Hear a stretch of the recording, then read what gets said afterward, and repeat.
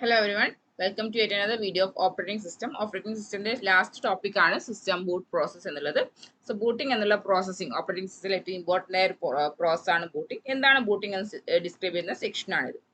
The CPU initializes itself after the power in the computer is first turned on. So first power on ചെയ്യുന്ന സമയത്ത് CPU എന്ത് ചെയ്യും? സ്വയം initialize ചെയ്യുകയാണ്. This is done by triggering a series of clock ticks that are generated by the system clock. After this, the CPU looks for the system's ROM BIOS to obtain the first instruction in the startup program. So, നമുക്ക് എന്താണ് CPU first turn on ചെയ്തു. ഇത് എന്താണ് clock ടൈമിനനുസരിച്ചാണ് work ചെയ്യുന്നത്. So first എന്ത് ചെയ്യും CPU ചെയ്യുന്നത് ROM BIOS check ചെയ്യും. സിസ്റ്റത്തിന്റെ ROM BIOS ചെക്ക് ചെയ്യും. എന്തിനാണ് ROM BIOS ചെക്ക് ചെയ്യുന്നത്?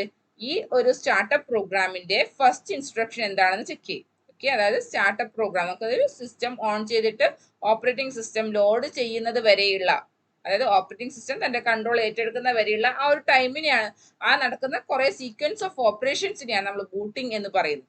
സോ അങ്ങനെ ബൂട്ടിംഗ് ചെയ്യണമെങ്കിൽ സ്റ്റാർട്ടപ്പ് പ്രോഗ്രാം ഫസ്റ്റ് ലോഡ് ചെയ്യണം. സ്റ്റാർട്ടപ്പ് പ്രോഗ്രാമിന്റെ ഫസ്റ്റ് ഇൻസ്ട്രക്ഷന് വേണ്ടിയിട്ട് CPU ROM BIOS ചെക്ക് ചെയ്യും. ദെൻ ഫസ്റ്റ് ഇൻസ്ട്രക്ഷൻ എന്നുള്ളത് പോസ്റ്റ് എന്നുള്ള ഒരു ഇൻസ്ട്രക്ഷൻ ആണ്. പവർ ഓൺ സെൽഫ് ടെസ്റ്റ്, ഇതാണ് first instruction. And instruct the system to run POST in a memory address that is predetermined. So നമുക്ക് POST എന്നുള്ളൊരു instruction ആണ് run ചെയ്യുന്നത്. This post instruction first check the BIOS chip and then the CMOS RAM. First എന്തെയും BIOS chip check ചെയ്യും, then CMOS RAM check ചെയ്യും.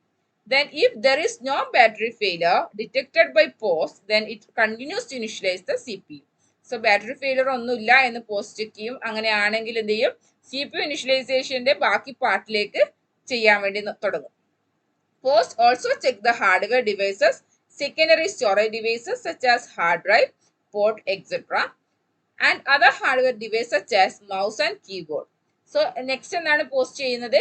എല്ലാ ഡിവൈസുകളും hardware ഡിവൈസുകളും ഒന്ന് ചെക്ക് ചെയ്യും. ഹാർഡ്വെയർ ആൻഡ് മെമ്മറി ഡിവൈസുകൾ, സെക്കൻഡറി സ്റ്റോറേജ് ഡിവൈസ് ഒക്കെ ഒന്ന് ചെക്ക് ചെയ്യും. എന്തിനാണ് ചെക്ക് ചെയ്യുന്നത്? To make sure that they are working properly. എല്ലാ ഹാർഡ്വെയർ ഡിവൈസും കറക്റ്റ് ആയിട്ട് വർക്ക് ചെയ്യുന്നുണ്ട് എന്ന് വിലയിരുത്താൻ വേണ്ടി അതൊക്കെ ഒരു ചെക്ക് ചെയ്യും. After POST make sure that all the components are working properly.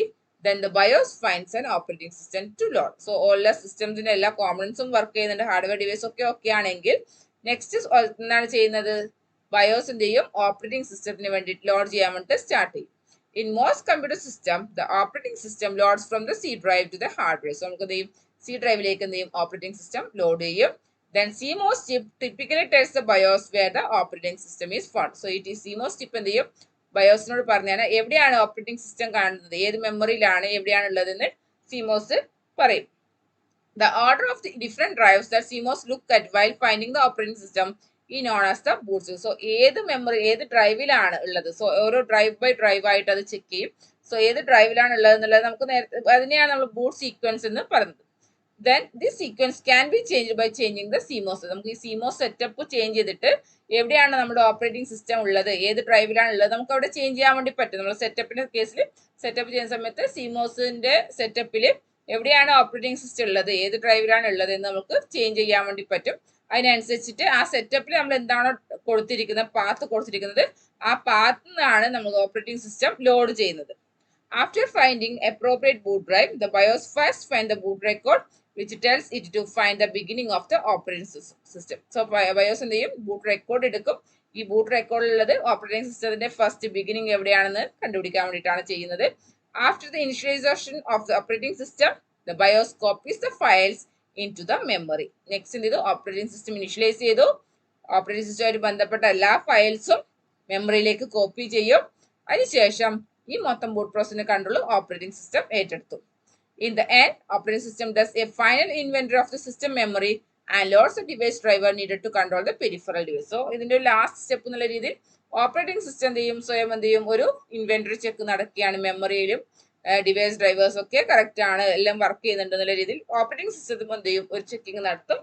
ഇത്രയും കഴിഞ്ഞു കഴിഞ്ഞാൽ യൂസർക്ക് എന്ത് ചെയ്യും? തന്റെ സിസ്റ്റം വർക്ക് എന്താണോ, ഓപ്പറേഷൻസ് എന്താണോ ചെയ്യേണ്ടത്, ടാസ്ക് എന്താണോ ചെയ്യേണ്ടത്, അത് യൂസർക്ക് ചെയ്യാൻ വേണ്ടി സാധിക്കും. ഇത്രയാണ് സിസ്റ്റത്തിന്റെ ബൂട്ടിംഗ് ഓപ്പറേഷൻ എന്ന് പറയുന്നത്.